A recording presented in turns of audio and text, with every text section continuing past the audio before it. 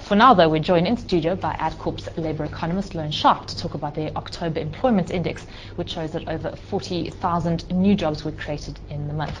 Loane, thank you for coming to studio this evening. It's good news for a change, and it sort of ties in with that very good news that we had from Stats SA last week about an increase in employment, although I think maybe in both cases we're still a little bit sceptical.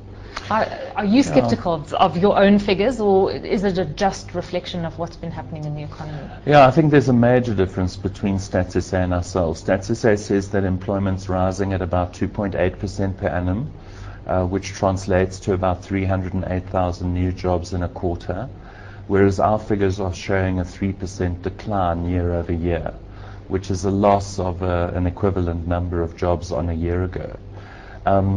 I think people generally are very skeptical about good news in the labour market. It just doesn't seem to add up. How do you square employment growth with what we know about strikes and consumer spending and the economy slowing, etc.? And also the manufacturing and mining stats we had out last week, manufacturing sector in particular, showing that every major index posted negative growth rates. So, Amelia, you seem to be, you want to interject there? I wanted to ask Loane whether he read the article. I think it was over the weekend.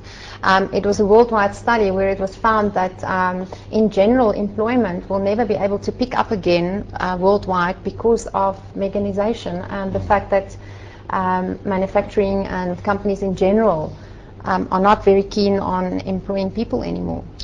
Well, the lesson of history is the opposite. Over very long periods of time, capital intensity has meant more employment, and it's meant higher incomes in particular.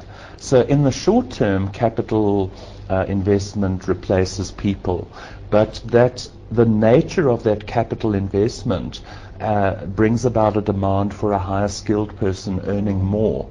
So you can think, for example, an ATM. You know, the tellers unions opposed ATMs when they were introduced because they thought they'd replace tellers. But in fact, they created jobs because now two people were needed to control each ATM, you know, due to security requirements. And in fact, the ATM experience has led to growth, not destruction of teller jobs. So there is a very complex interaction, but the long line of history is that capital intensity promotes jobs, and particularly higher skilled and better paid jobs. Going back to our own labour market, you talk about the divergence between your figures and those of Stats South Africa, and you have tended to have a fairly fractious relationship with our official statistics agency, but you do put forward the stats that SARS has and shows that that there are 15.4 million registered South African taxpayers, whereas according to Stats SA, we have about 13 to 14 million people employed in South Africa. So does that then say to you, okay, perhaps you could explain those discrepancies first. Do you have any idea what's behind that? Well, you know, we used to be quite tentative, even at the depth of our discussions with Stats SA. We used to be quite tentative because there was so much uncertainty about the statistics we were producing, the statistics Stats SA was producing, and so on. At this point, we are so confident that Stats SA's figures on employment are untenable that we will state that quite categorically.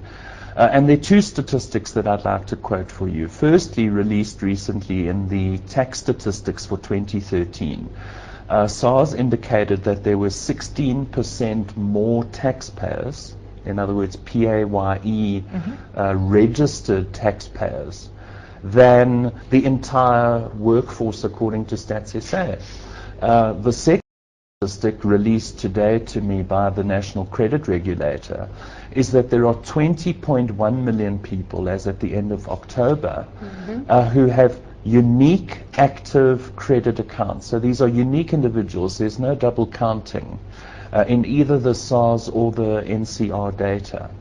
So we can say that Stats SA is off by a massive margin in the amount of economic activity that it's picking up. But isn't it also true that there's a lot of taxpayers who is not necessarily in the workforce? Well, SARS interestingly recently changed their PAYE regulations. You used to have to register for PAYE or as an employer, register your employee for PAYE if they earned above the income tax threshold, which was 60,000 at the last count.